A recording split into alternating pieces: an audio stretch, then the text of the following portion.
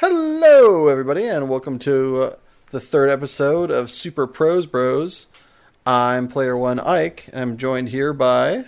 Player 2, Eli. Hey, how's it going, Broskinkowski? It's going. That is all. It's just going. But Just going. It's better than it stopped, I guess. So, Jesus Christ, that was like a brick of sound. Everything's broken, scuffed, perfect. Holy crap. I'm trying out, for those of you at home that can't see and don't know what's going on, I am trying out a new microphone, so it's an adventure. It's something. So Arcane just released the other week. And the constant meme of its advertising being everywhere continues to be alive and well. How so? Oh, if you go anywhere on the internet, you're getting an ad for Arcane. And so Their ad dollars are very much at work. Is that what you're trying to tell me? Oh yeah, their fucking advertising budget is through the goddamn roof, and so it's become kind of a meme in the League of Legends community that, I opened up my cereal box. There's an advertisement for Arcane, just wherever, but it's actually really good. I totally thought it would just be fan service shilling. But it's really good. Like, unironically, being as critical as possible, it's really fucking good. That's awesome. Um, And so you've been, for those out there in listener land that don't know, you've been a LOL, I don't want to say aficionado, but a consumer of the League of Legends product for quite some time. Long time. So one of my weird claims to fame is that I actually played in the really closed beta of League of Legends way back in the day, when they had a total of like 15 champions and there were only 5,000 keys given out. I got to be one of those first people. It was just as toxic then as it is now. That hasn't changed. God bless it. Staying strong. I played like 3 games, got flamed, called a slew of mean things, and I went, wow, this is terrible. Stop playing. Picked it up like a year later because all my friends were playing it. But I've played League off and on for probably 8 years. Jesus. That's a frightening sentence to say out loud. Actually, Jesus, it's longer. Probably 10. Yeah. So A decade. Jesus. Yeah, because I guess Mom never told you to stop playing that video game, and look what it got you. Yeah, look where it Playing got it me. for a decade. It hasn't left. But with Arcane, I was really expecting a lot of fan service shilling. Similar to that of, say, the World of Warcraft film. Yeah, and I was expecting it to just be kind of this absolute mess. Like I didn't want to get hyped, just because video game media is a history of being absolute fucking garbage, just hot ass. Yeah, I'm hard pressed to think of a franchise that tried to make their film or their There's like a couple that have done okay. Like Castlevania is actually pretty good. yeah. And the new Sonic movie was it wasn't bad. It was like It started off looking heinous, but the internet freaked out enough that they reeled it in. Yeah, which props to that team for like recognizing and backpedaling. Gotta acknowledge that shit. But and like the newer Tomb Raider with somebody Vikanders was okay. But that's like those were the highlights. Yeah. Like everything else is just but Arcane, it slaps. Like it. And So without spoiling if you can, I what can. is it that I you? can. It does something that I haven't seen a show do in a long, long time and do well, and that is a cascading storytelling. And so what I mean by that is, so like one of my favorite shows ever is Avatar, right? And Avatar starts with a pretty easy premise to follow. Like their whole premise of the show is Aang needs to learn to master the elements. He needs to fight Ozai. Full stop. Everything else is kind of incidental, but like that is the arcing story. That is the driving force. Call it what you want, right? Mm-hmm. Arcane doesn't do that. Arcane is what I'm calling cascading storytelling, where it's like because something happens, A leads to B, B leads to C, C leads to D, to E to F, but no real end game in sight necessarily. But it's not from the viewer's perspective, anyway. No. Like you don't start with this. Oh, how are we gonna get here? It's like I have no fucking clue where we're going. But this is great. Like it made me kind of think of like Breaking Bad. How it's like he kind of starts like I'm mild spoilers for Breaking Bad, but if you haven't watched it, the hell That's on you. That's on you, dog. And where it's like he starts, it's like I need a ton of money. I can cook meth really well, but that's kind of all you get, and everything else is just that happens afterward is a result of something that happens around them, right? Mm-hmm. It's a lot like that, and it's done in a way that it feels very natural. It has a very good explanation. It doesn't have holes, which is I've tried to punch holes in it. I really can't. That's awesome. Yeah. How does it follow? How does it compare to the lore of the game, or is there that much lore for the game? There's some. Their lore is kind of wonky at this point because they've retconned it like multiple times.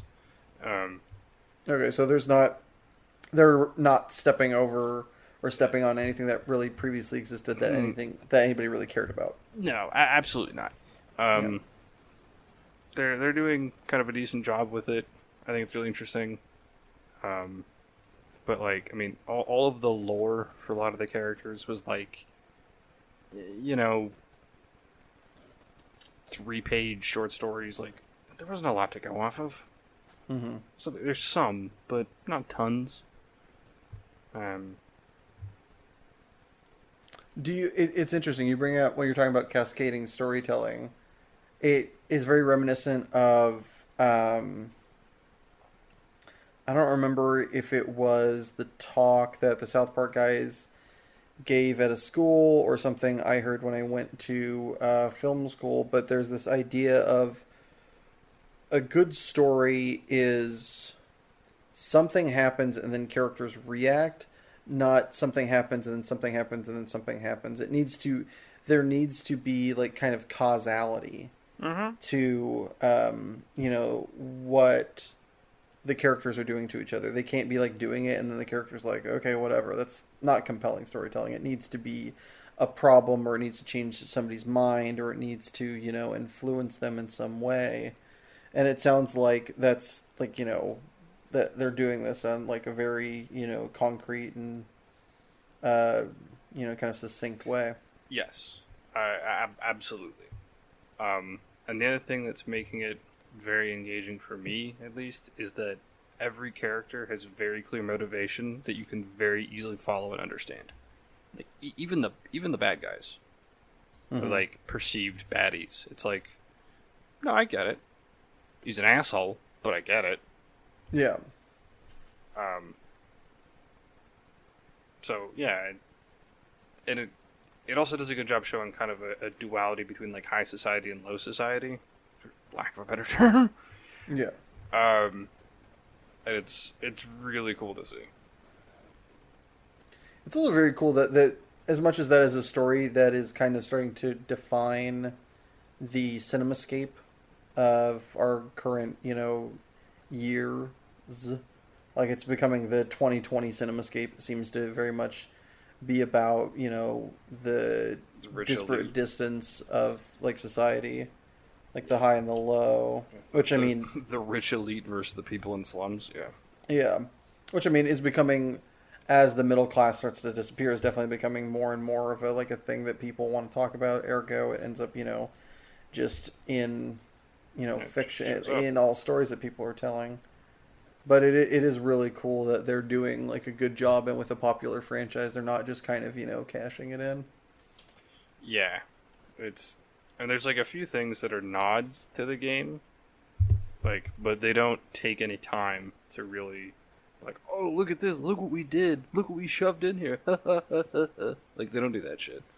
Yeah, Um, it's something for the fans to notice, but not for to be like hit in the face with. yeah, exactly. Like at one point, you're walking through the lanes, which is like the kind of lower city, and there's like a dude with a krug in a cage, and a krug is one of the monsters in the jungle in League of Legends. Yeah, you Oh, see that's for like cool. 2 seconds, you know, just in Yeah. passing.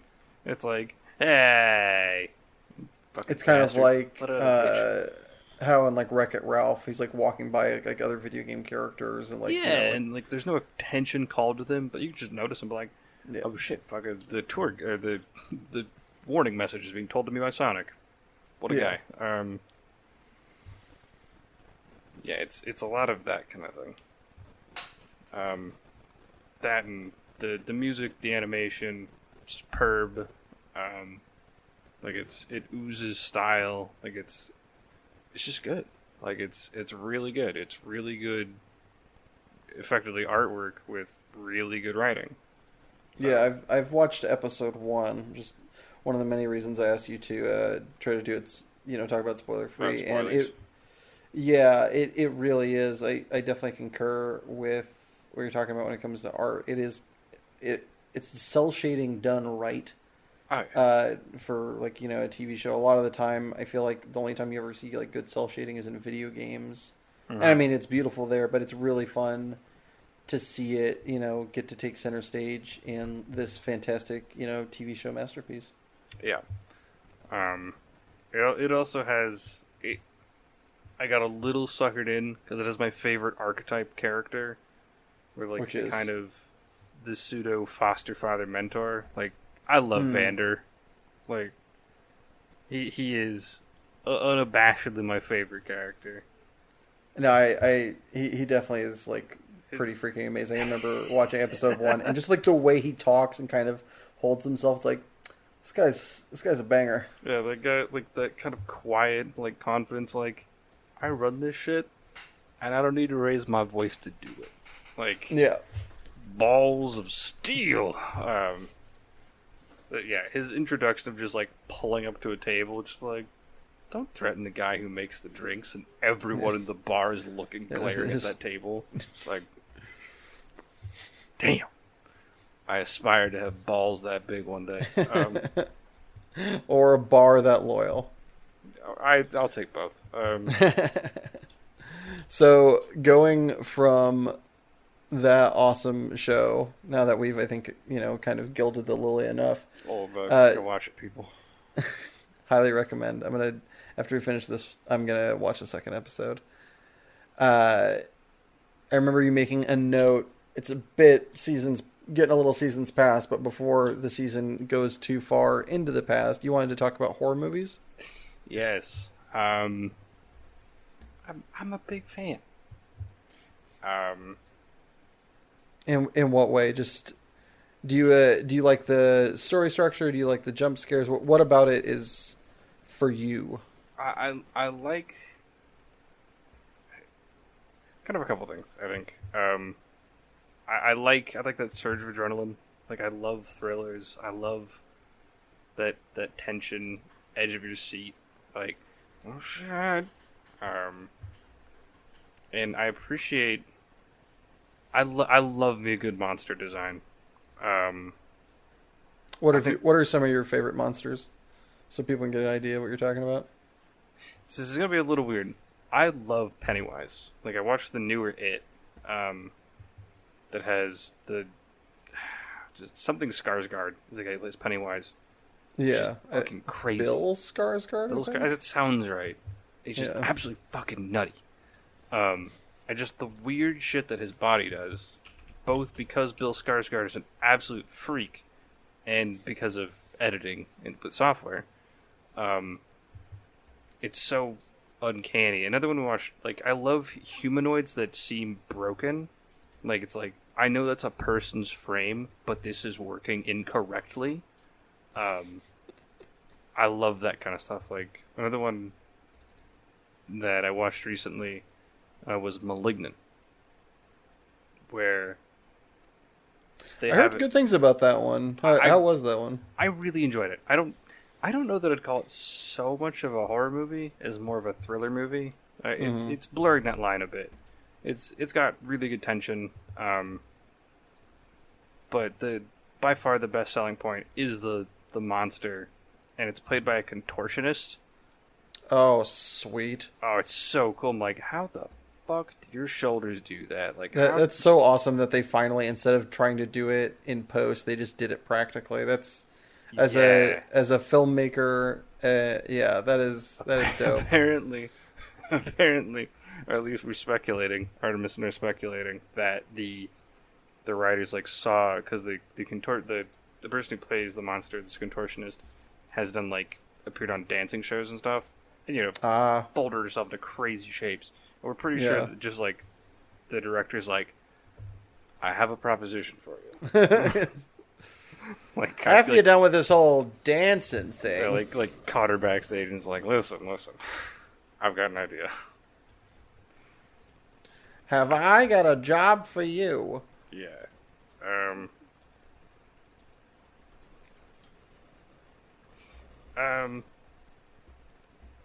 There's also where do you land on like monsters like in The Thing, or for instance The Blob, something a little bit more alien, not arcane. Yep.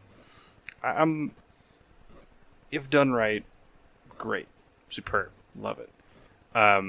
Like, I like The Thing. I think it's really cool. Made the mistake of watching the newer one. Looks a little jank. But the kind of uncertainty that came with The Thing is great. I've actually never seen The Blob. I should do that. It's got Steve McQueen, man. The king of cool. Sold. Let's... Man, now I'm trying to like... I had some good monster movies to reference. I'm suddenly just drawing a blank. I should have prepared.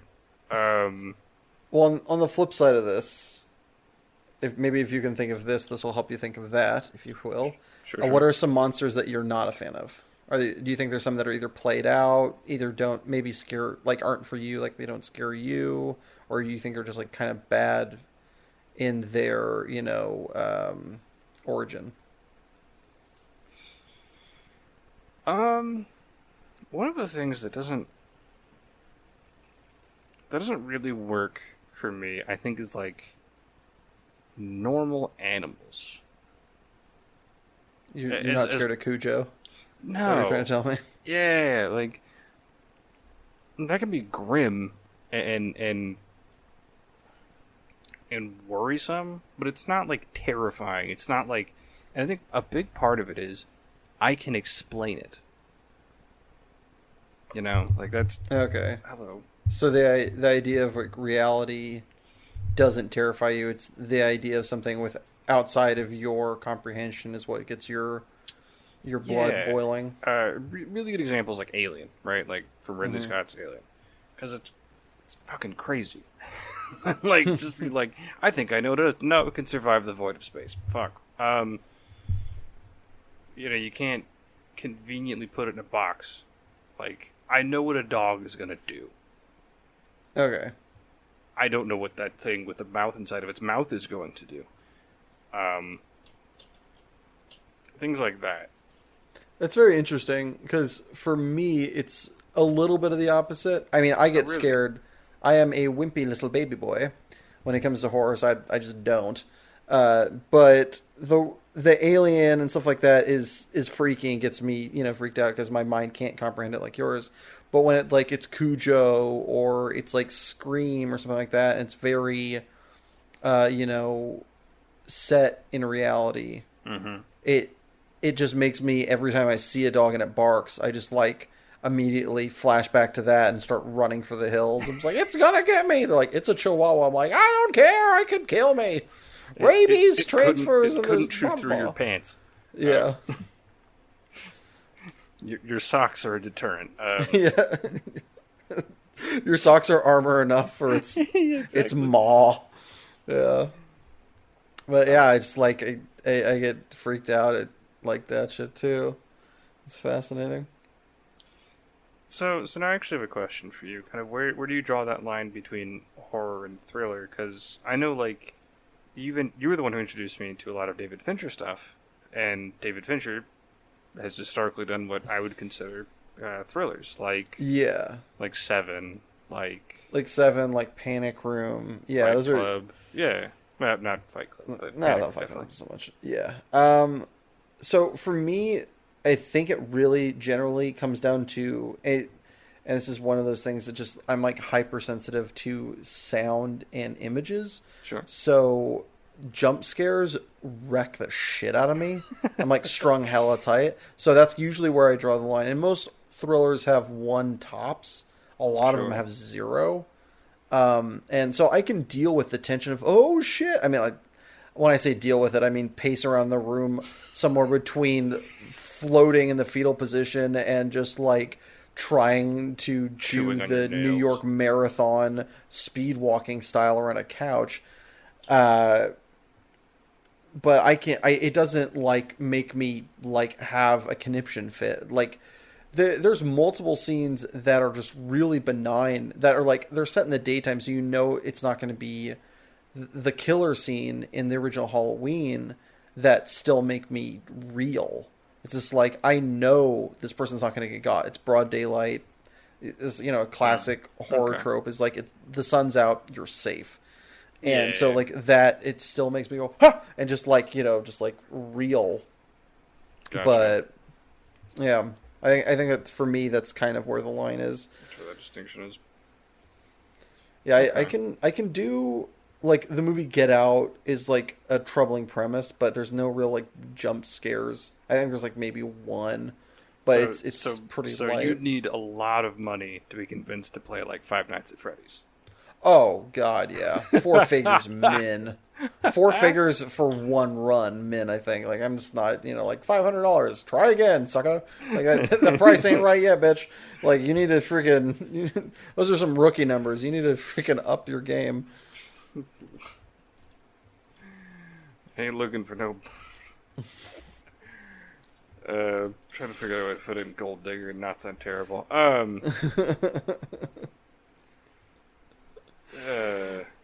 Yeah, it's that ain't my jam. That ain't my speed.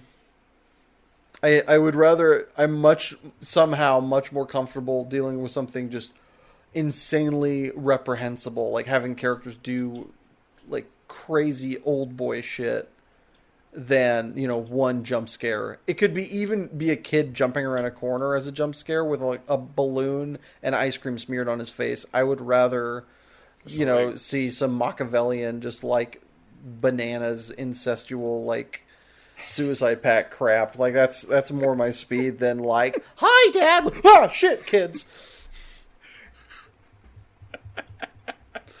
So it would take a lot of money to get you to watch like The Conjuring with me.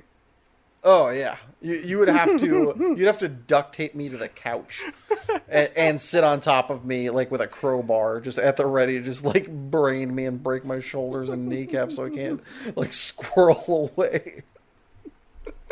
No, that ain't happening, son. No. Actually, the side note about those, the creepy thing is that there's like some reality to them. Oh, to The Conjuring? Yeah. Do you know much about those?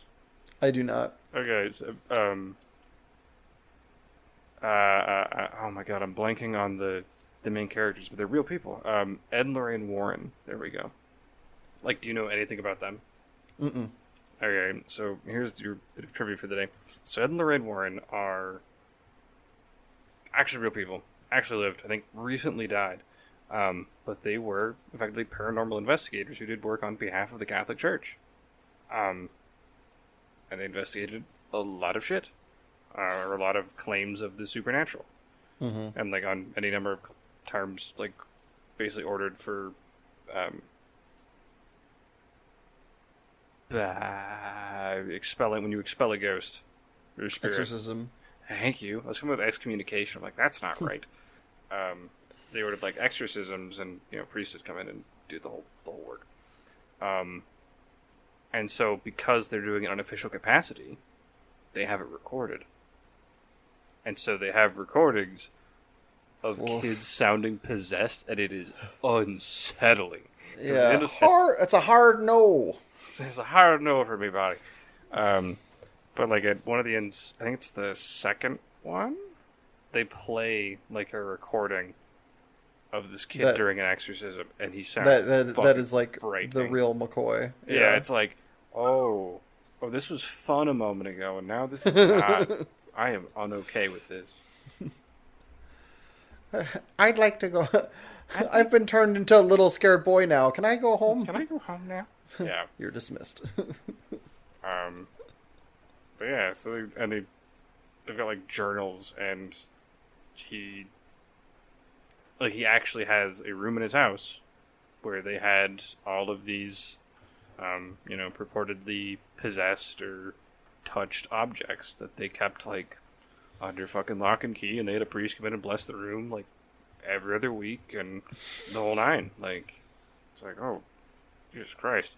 Like, there is no amount of bondage material that could keep me in a room like that overnight. I would chew off every limb I had to shuffle away on nubs. And I would do it like, you turn your back and, like, hey, how do you take your coffee? 2 creams, and just like turn around, you just, like, biting through your biceps. It would just be in my head. All I'd be hearing is Queen's "Can't Stop Me Now," just as I just, like, gnaw through my own flesh. Yeah, there's actually one of the Conjuring movies is about a case that existed where they got a dude's charges.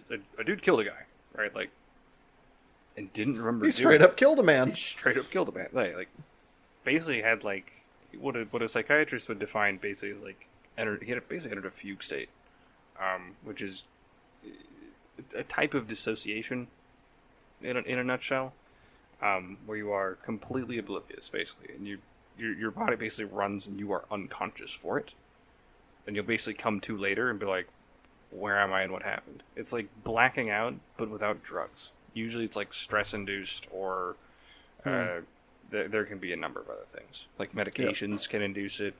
Anyway, so he basically had a fugue state and walked out of a house covered in blood, and just, like, a cop arrested him. He's like, I think I hurt someone.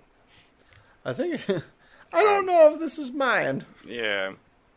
And so like, his girlfriend at the time was like, he was screaming and sounded possessed. And, like, 2 weeks prior, there had been an exorcism on his little brother. And so their thought was basically that the spirit went from his brother to him. Because on the recording, he said, like, leave my brother alone, take me instead. Yeah. And Woof. and it was actually recognized, and the sentence was lessened. He still, like, served 5 years, I think, for, like, manslaughter. Jeez. But it actually created a lot of hullabaloo, and, like, can you just say the devil made me do it? Like, yeah, it's wild. That is freaky to the deaky. Oh my gosh. Right? Real people. This shit actually happened. Kind of wild.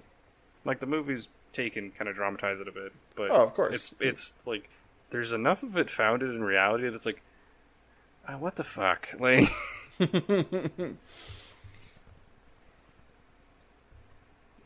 so yeah, great movies. If you want good horror recommendations, I know it's past Halloween, but still good, still solid. If you want to shit your pants, have I Yes, got the show for you? if you need to change your pants in a hurry, I've got you covered. Oh man. But say, looking forward, what are you gonna be? What are you gonna be watching? Gonna be reading?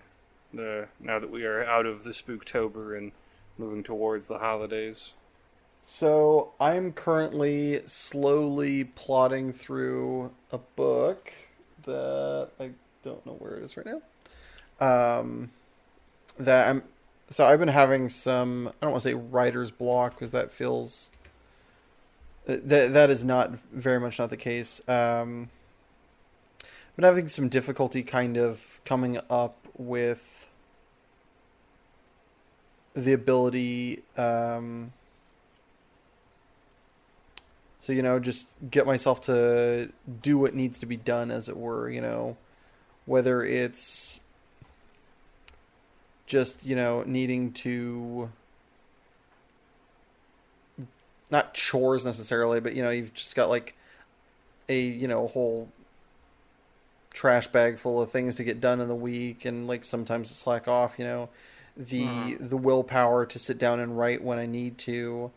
And I was asking around, and one of the books that got recommended by multiple people was The Willpower Instinct, by, who's the author on this? Kelly McGonigal. Wow, I didn't know I ordered a book from Hogwarts. I was gonna say, is she gonna turn into a cat? Hopefully she's going to turn me into a real mediocre boy who can get his shit in order. But I'm like, probably, it's not that big, but I'm not that strong of a reader even now. But I've been, kind of slowly plodding my way through it. It recommended a bunch of other, it's interesting, there's a bunch of other people that recommended other things like meditation and stuff like that. And this book also was recommending similar things. And kind of one of the major things is like forgiveness, understanding what you're setting yourself up for. And another major thing is knowing when you're strongest, which is something that I've had problems with in the past of like, oh yeah, I'll come home after work and do this. It's like, or not. Just like you come home after working 8 hours, driving 2 hours, and you're just like, I'm fucking tired. I want to have, a cheeseburger, watch Arcane, and, go to bed. I don't want to have to think. Oh, yeah. I don't want to think or do things or, expel energy. And one of the things that it talks about in this book that I'm trying to integrate is, just knowing how much it very much looks at willpower and self-control as like resources. Yeah, it's a resource that is, re-upped every day. It gets re-upped more if, you sleep 8 hours or, and, you're sleeping at the same time if you're eating well. But very much that it is something that you have a finite amount in a day. Like, even some of, like, the most hardcore motherfuckers out there, you constantly tempt them, and by the end of the day, they're going to give in. That's why one of the things in the book is that they were noting that if you're on a diet and you stick to your diet, you're more likely to be unfaithful to your significant other. Not because you dislike them, but just like you don't have the willpower left after doing that. And so it's, there are some, pitfalls that's like helping me, looking to avoid. And, kind of strategically, having you look and like, look at this, look at the way you're setting up your day. One of the interesting ones that I've been trying out, it hasn't been hard, which means I probably need to set a bigger kind of, I guess, temptation for myself, is have a small thing of like something that you like a snack or something, and set it out there for yourself and purposely don't, as a way to like kind of build up willpower, because it's a small little thing. It's not going to take a lot of energy out of you. Unless that's a huge problem for you, in which case, that's maybe don't want to start that kind of big, but, like a little treat, like a thing of Reese's, like little Reese's cups or something that would easily be, nice little snack. And then just avoiding it and like slowly building up your reservoir through, kind of working that mental muscle, if you will. So that's what I've been kind of reading on and trying to help myself with, that difficulty of procrastination and, self-control. What about yourself? Say I am. What am I reading now? I'm reading the Last Argument of Kings. Sort of started going through, and it's the end of a trilogy that I'm been really enjoying. The First Law trilogy. Who's that by? Joe Abercrombie. Okay. And inevitably, in 15 days, I'm going to be finding some way to get my hands on Leviathan Falls, which will be the final book of The Expanse. Now, have you checked out the TV show adaptation of that? I have not. My buddy Colton has. He's watched it, and he and I basically read the books in tandem, as best we could from across the planet with each other, and he said it's a pretty good adaptation. It's got a few weird deviations from the books. Like one of them is pretty big, but it's because like the actor they had got arrested. So they had to replace him. Yeah. So they ended up kind of swapping characters, which is a little odd, but it works for the most part. Yeah. Desperate times call for desperate measures. Yeah. They do get to introduce people in a different order. Like, he's like a politician that's a very prominent character for a number of books, but she shows up in like the second one. But you see her a little bit in the first one. Okay. In like the first series. So there's a bit of deviation, but not substantial. Like it sticks very close to the book. That's awesome. On most of the key points, it's probably show's really good. Yeah, I've heard good things, and it's they haven't stopped making it, so yeah, probably got to be doing something right. I really do. That is one of my biggest annoyances is when an actor dies, which obviously it sucks, but also then the material, at least in my opinion, suffers, or when somebody does something stupid or has a problem and they get like fired, or they have to quit, or whatever. It is like such a bummer. That was like it's so small. That was like one of my biggest hangups with what was it, season 2 of Sense8, was they changed one of the main actors, and it was like, it's like it was such a stick. I'm such a purist. It was like, it's not right. I didn't realize Fix it. I didn't realize Sense8 had a second season. Yeah, it had a second season and then like a little outro season. I don't know. I stopped watching early into season 2. I don't remember why. I think it was good. I didn't have any problems with it other than the fact that they changed actors. That was like kind of a big thing for me, but it was good. I've only heard mostly like positive things for it. I haven't heard too many outcries of like this is lame or anything. So. There's one thing I really appreciate about Doctor Who, and it's they have the most clever way written in to just cycle actors through. And it cycles out, yeah. Yeah, which I'm like, it's a gimmick. Yeah, but it's a good gimmick. It's a very smart gimmick for a TV show, especially one that has gone on that long. It's genius. Like do you know if that started out as like intentional, or was it like we have to fire this guy, or he died or something like that? I don't know. Because I don't know a lot of the origin behind like the really early, fucking like post or whenever originally Doctor Who aired on BBC, which was forever ago. Yeah. Like I don't know a lot of what prompted the initial swap of doctors. So whether it was, I'm assuming it was kind of intentional, and like maybe they had basically a contract drafted up. Or if it was kind of Johnny on the spot, they needed a new actor in place. Holy shit, I hope that guy got a lot of money for his idea. Like, that writer needs to be paid. Yeah, it's definitely very genius fix, to be sure. Oh, yeah. I mean, it's just, you could always breathe in new life, because each Doctor gets to be a bit different and have their own unique brand of kooky, which is just, it's great. So it makes the show good. And, yeah. By also, not only that aspect, but also like another actor doing it keeps it fresh, because, new face, new, character identity to some extent. Yeah. it's kind of interesting. We were talking about, character or actors being changed. How much that might be a thing eventually of the past, given what they're able to do with like face like swapping tech and stuff like that, like the deepfakes and stuff. Because I mean, what's his name wasn't in like most of what was it? The Fast and the Furious. Paul Walker died before they finished filming, and like they used, they did like a deep fake on his brother or something like that to finish it. And then you have, I mean, you can somewhat tell if you're looking for it, and depending upon certain circumstances. But with what was it, the Force Awakens with Rogue Force One.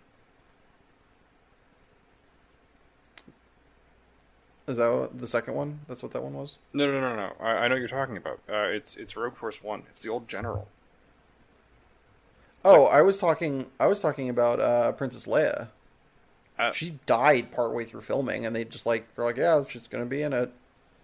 Okay. Or like they deep faked her. But I mean, the guy that played the general, they did a deep fake on Tarkin, I think is the name of the general. Yeah. Or Grand Moff Tarkin.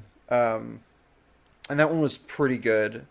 It's definitely interesting, but one wonders if, actors will have to, as like an insurance policy, because I do think for a lot of people, if you can do it like Doctor Who, then yeah, it's awesome because there's no suspension of disbelief for the audience. But when it happens with like Sense8 or, some of these other shows where they're like, well, this character is important, but now this actor doesn't exist, and we don't want it. Like, it's really awkward to be like, oh yeah, they got a haircut and a face transplant. Like it's like such an ask for the audience. But if you have the actor sign a deal where for the Sure. X amount of episodes that they're slotted for, if something is to happen, then they have the ability to you sit in a chair for a day, they take a bunch of pictures, and they pay for it as like an insurance policy or something like that. I wonder if that's something that's coming down the pipeline just to ensure continuity. So basically, do just like what happens in BoJack Horseman. Yeah, I mean, there's a film that happened before BoJack. I don't know if it was good. I don't know if it was long or anything like that. Where I think it's like Elizabeth Banks or something like that. They like an actor is on their way out, and they have the option. They're like, look, their agent's like, I've got one deal for you. You're not going to like it, but it's the only deal out there, and you really should take it. And it's like this company pays for their likeness, and basically they never get to act again, but they get enough money that they're going to be set. It's like, you don't have that many like acting offers coming in, so this is a great deal, but also it's the last deal you'll ever make. It's like like occupation suicide, but at the same time it sets you up for life. It's a very fascinating idea. I think it was a short film, or I can't remember if it was a short film or a trailer, but it was an interesting circumstance for to have a character kind of mull over. But I mean, with the technology we have, that very well may be a thing for a lot of, especially like older actors or people who has like an insurance policy or whatever. Yeah. For studios to have that be an option. I mean, and eventually we'll just get robots. So Yeah. If Boston Dynamics has their way, it'll be like 2 decades. And we'll have to learn binary. Yeah. I wonder what's gonna, it's gonna be interesting to see how soon after the self-driving car we have like robots like full on doing the like AI experience of like the the human job. Like you go in and you order pizza, and the thing that's handing you a pizza is just like a sentient robot who's just like $3.50. You're like, I didn't want pepperoni. They're like, yes you did, I can play it back. You're like, damn it. Fine, I'll take the damn pepperoni. Get out of my store, Karen. Shut up, robot.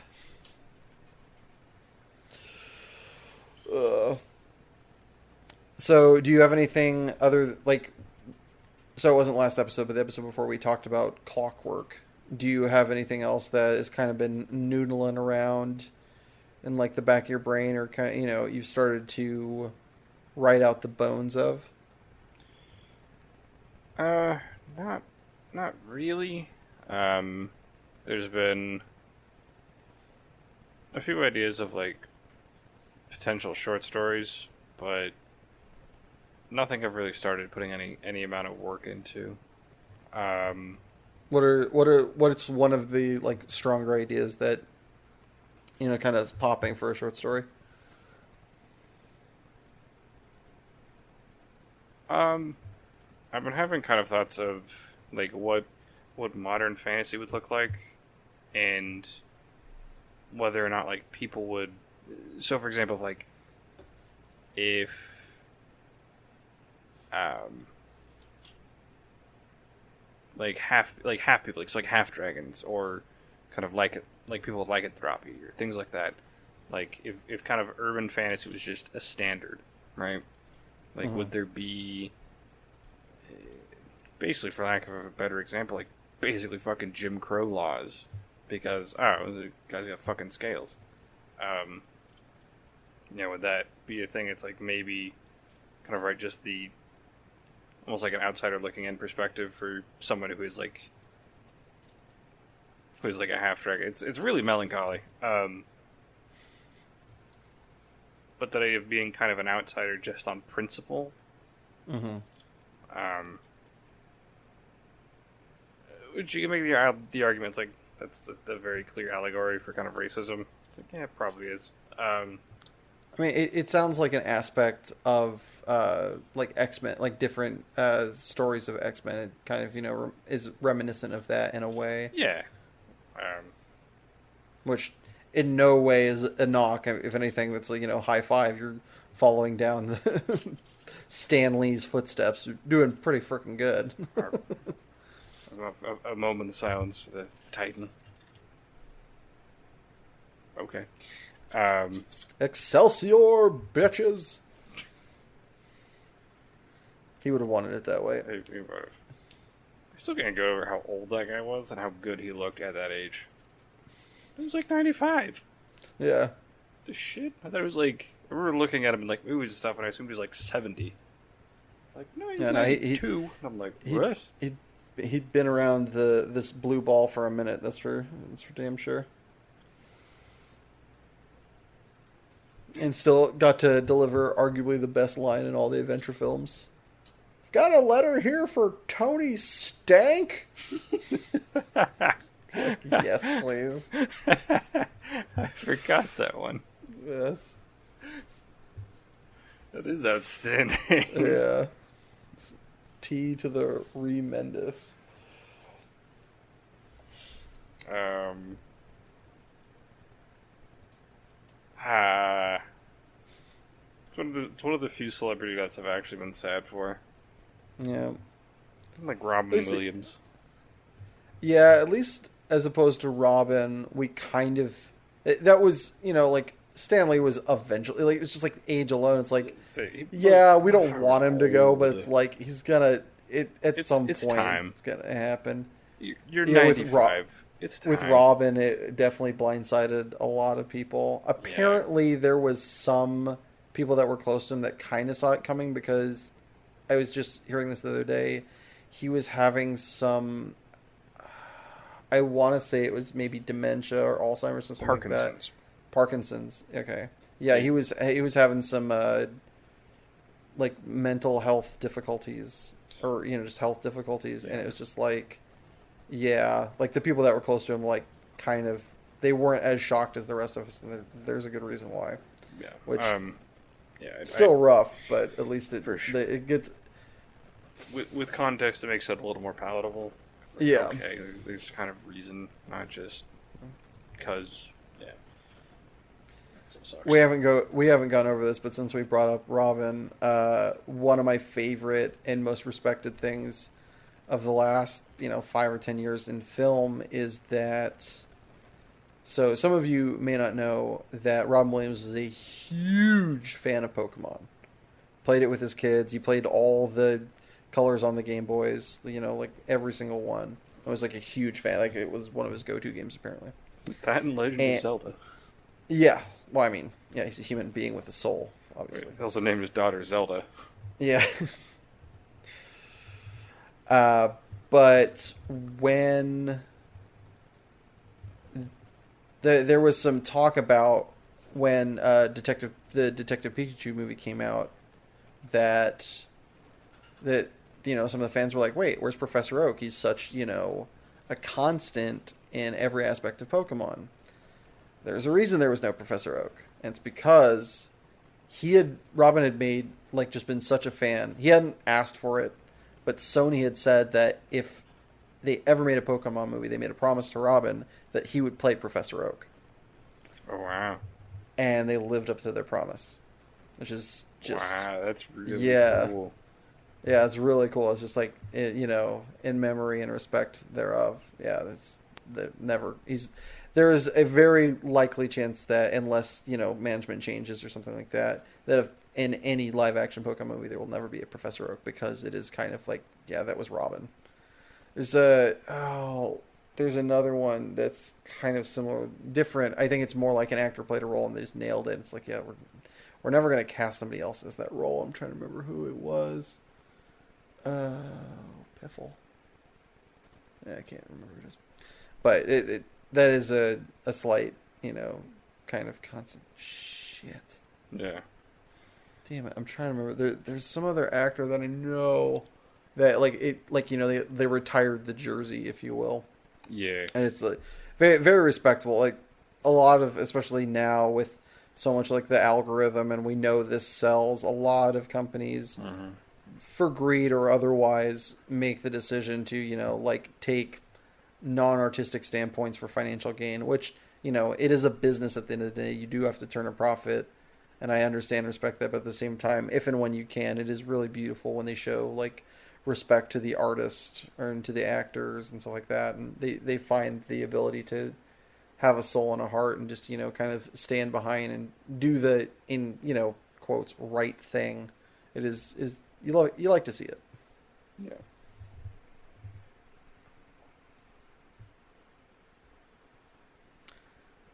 Ask me if I have a story. I want to go watch Aladdin or something. The proper Aladdin. Yeah. Not the new one. Sorry, Will Smith. No offense, Will Smith. You're not the genie. No, you're just not. Yeah. I mean, you're not. Sorry. How could you compete against that shit? They literally made it for Robin specifically. Yeah. Like, you think the animators wanted to deal with that shit? Well, this is the hilarious thing, is the way this went about. He was kind of not about it because he was already signed on. I'm trying to remember. There's a bunch of awesome video essays on this. But he was signed on to do Fern Gully, which I believe is DreamWorks. Yeah. And Disney came along and was like, yo, we'd like you to do this. He's like, hey, guys, I'm already... doing an animated thing. And he was kind of worried. I don't remember if it's because of DreamWorks before or Disney prior about like kind of being roped in and used for advertising, because he really did not want to be used for advertising. Yeah. And they made a promise like, yeah, we're not going to do that. And then as like a kind of a sales pitch, they brought him in, and one of the animators, or I'm assuming multiple animators, had taken the genie image that they were kind of going on and animated one of his more recent stand-up specials and just animated it as the genie, and he thought it was hilarious. And then I don't know if this was to get funding or what, but there is a thing somewhere out there on the interwebs of an animated version of him just in the studio just riffing. It's definitely not G-rated, and it's him just kind of going off and just having a ball, and the animators just, or like the people in the recording booth, losing their shit because he's just hilarious. Robin fucking Williams. Yeah. And fun side note, this, what I was saying before about the whole, like, I don't want to be, your hook to get people to watch this movie. They did that with Aladdin. It pissed him off so much that that's why he's not in the second one. Is because, like, they stepped on his toes and he was not having it. And so he walked. and was like, yeah, you're not getting me for the second one. I don't know what they had to do to get him for the third, but he was not about being in the second one, so he I did not return. I didn't know he wasn't in the second one. Yeah, they got a pretty good like fill-in, I think, for him, but it if you go back and listen carefully and like kind of look at, yeah, it's not him. But yeah, that is very much one of those like, yeah, that's him. So like, no offense to Will Smith, but like, it didn't matter who it was. You know, it's not like, oh, he's brown, or oh, he's a different kind of funny, or he's not funny. It has nothing to do with that. It's just Robin Williams. The genie is Robin. Like Robin Williams is the genie. Genie is Robin Williams. There's, you know, they're inextricably linked. You know, that's just who they are. Yeah, it kind of less so, but it's really hard for me to disentangle the Joker with Heath Ledger at this point. I can understand that. One of the problems with me for that one is there's just been so many Jokers. I think he's definitely, of the new age of Joker, he's definitely like kind of the quintessential. I don't think there's been a better Joker. Yeah, that's a strong and fair argument. There are some people that might disagree, and I can see looking for back, Jack Nicholson. Yeah, like sure. There's other ones. I mean, also, if you look at the animated one, and then you're talking about Mark Hamill, and you know, there's other representations that are like good and amazing. I would say that since Heath Ledger, there definitely has not been a good Joker. I think that is widely agreed upon. But I mean, who played the new one? It wasn't Jake Gyllenhaal, was it? No, it was it was the guy from 21 Seconds to Mars or whatever. He's gonna be like the new vampire dude. Oh, are you talking about? I mean, there's also freaking, was it Joaquin Phoenix? Jared Leto. Jared Leto also, yeah. That's what I'm thinking of. Like that's who came off the heels of Heath Ledger, and I'm just like, yeah, yeah. Not only did he do a, you know, our opinion, not a stellar job, but also, yeah, like had the impossible, you know, thing to do after. To measure up to. Yeah. Screwed from the start, and then, you know, sending people condoms filled with disgusting liquids to their trailer. What? Didn't help. Oh yeah, you didn't hear about this? No. What? So he very much Jared Leto he is very much believes in getting into character and staying there for the whole entire shoot, I guess. And he was like, yeah, for the whole entire movie was like acting like he thought the Joker would, or his version of the Joker. And so he like sent, when they said use condoms, really hoping not like by a human being, but like sent condoms with like liquid and shit like that. Like did like whack shit as like a way to like be in character and like, you know, stay as the Joker, whatever. What? It's just like borderline, you know, criminal activity to his castmates. I think the best story I've heard of someone staying in character, it was. Oh, come on! Does it start with a D and end with Lewis? No. Okay. Guy from Take It, Liam Neeson. It was Liam Neeson in Gangs of New York, and he was on set. He was on set for like 2 weeks or something. Yeah, he does not have a very large role in that movie. No, but he stayed in fucking character as like the priest the whole time. Yeah. And so he just walked around constantly challenging his co-star to fight him. Jesus. Like at one point he just started banging on the dude's trailer. He's like, "Come meet me." And this dude's like, "Dude, leave, get the fuck out of here." That's awesome.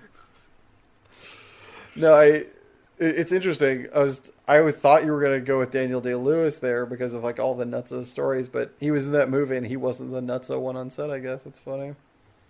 Apparently, though, for Lincoln, he like wanted to be referred to as like Lincoln through like the whole entire shooting process. Would like go offset. I think there's a picture of him eating at McDonald's dressed as Lincoln with like the stovepipe hat and everything. It's just odd. Like, I love the idea of him staying in character, but also going up and ordering like a freaking Big Mac. It's just like fantastic. Being affronted that a woman took his order. What is this money with my visage on it? Imagine paying with $6 for a hamburger. Yeah. My goodness, I could buy. I mean, I could. Like walks back buying slaves for $5. Yeah, it's there's a lot of interesting choices. Apparently, one of the best quotes that I've ever heard of was from the movie. I think it's Marathon Man, where hold on, I think it's Dustin Hoffman is talking to like Laurence Olivier or something like that, and there's this scene where he's supposed to be like exhausted, like just have been tortured or something like that. So he stayed up for like a day or two in a hotel room just pacing or something psychotic. And he gets on set and he's just like drenched in sweat. And he's like telling this to Laurence Olivier. And Laurence Olivier just kind of looks at him. He's like, have you ever thought of just acting? Yeah, it's like, what are you doing, guy? Yeah, it's like... I think one of the craziest kind of things an actor has put himself through is actually Christian Bale. Going from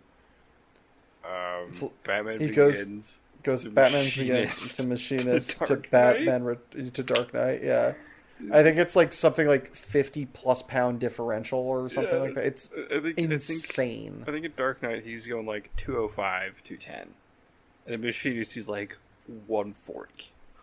I think he's less than 140. I think he might have been like 1. Like he was skinning about. It's a ton of weight. It's a huge amount of weight. It's so disgusting. Like, apparently, the hardest scene for him to film in The Machinist, there's a scene where he's actually just running, and he's just like dripping sweat and exhausted. That's genuine. That's not effects. Like, he just has no muscle and like cardio anymore. Like his lungs are not built for it anymore. So in The Machinist, he was 122 pounds. Huh. And he was 225 to play Cheney. But I don't know. That was a bit later. What was he for Batman? For Dark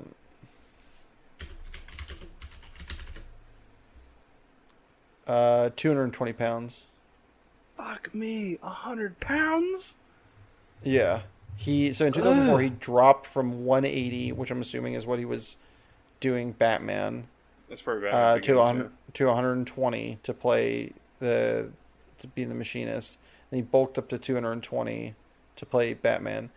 I feel like I remember reading that he he talked about it later, like he permanently wrecked his spine, just like changing the amount of weight that it, like he's putting on a skeletal structure. They're like, doctors are like, dude, like stop, you can't really do this again. Wasn't his diet like a muffin and an apple like every day? I think it was an apple and yogurt or something like that. It was something appalling. It was an anorexic person's diet. Yeah, or no, I think it was an apple and like one of those little rounds of like Star-Kissed tuna. I think is what it was. Oh shit! It's just like, one, he must have smelled heinous.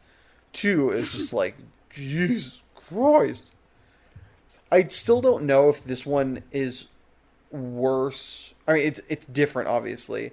But do you know what Adrian Brody did when he accepted the role of the pianist? No. So at the time, I believe he was living in LA, might have been living in New York, whatever. Had a decent apartment, girlfriend for many years. In The Pianist, the character, Jewish piano player, during World War II in Nazi Germany or Nazi Holland, wherever, France, and, loses everything. Yeah. Becomes a shell of a man, all this. So what he did, reportedly, dumped his girlfriend, left his apartment, and, became quasi-homeless in preparation for this role. And had been, dating her for, years. Dude, just go hang out at a fucking shelter. What are you doing? It's amazing. Did he like just hang up the phone and just hop to it? Like, did he not take 5 seconds to think? I really hope so. Just the image in my head of just like, you got the role. Awesome, we're done. Wait, what? I'm moving out. You can have all my stuff. Yeah, like what? Like, come on. Just hang out at a homeless shelter for a while. Get an idea. Find dozens of people who've lost everything. Yeah. What the fuck? Paid off. I believe it got him the Oscar. So, I mean, cool. In quotes, paid off. Yeah. I mean, I would never want to date him. Yeah, gonna be a little hard to get a second date. Like, I'm gonna say you were instilling trust issues. Like, what the fuck? The likelihood that whoever decides to marry you makes you sign a prenup is through the roof. Yeah, like that's locked. I was gonna say you just made that a goddamn requirement. I'm sorry, I might just bail on your bitch ass for a job. Like, goddamn, dude. Can we at least talk about it? Like, who knows? Maybe the relationship was on the rocks, and he was like, finally an excuse. Yeah, that's just a terrible relationship. He's like, awesome. Yeah, it's like, we're done. He just pitches himself out a window. Maybe he just like ran away and left. It was just like that was just happenstance. He was like planning to do it anyway. It was just like it's for a role. She's like, what role? He's like, it doesn't matter. Just like leaves.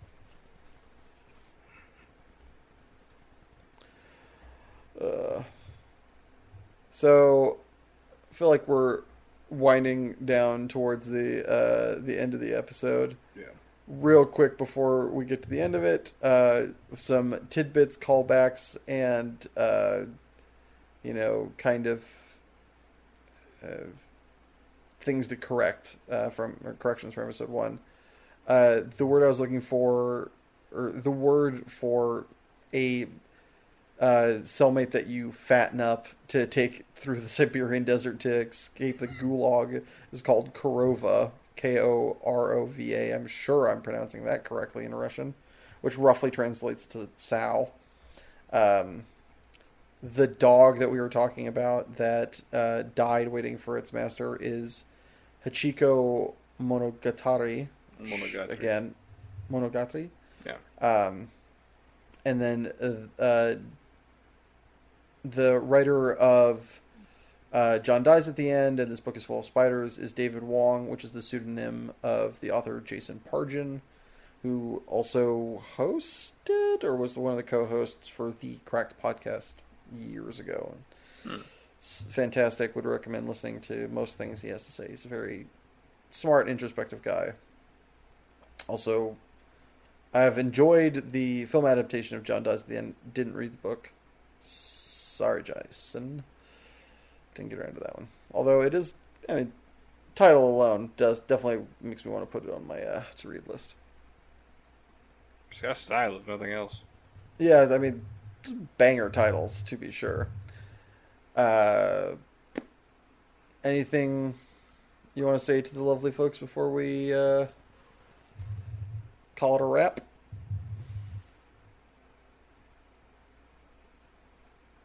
I was looking for something clever, some kind of funny joke. I got nothing, so awesome. Have some dead air, people. We'll see you next time. Yeah. On Super Pros Bros. Later. Later. All right.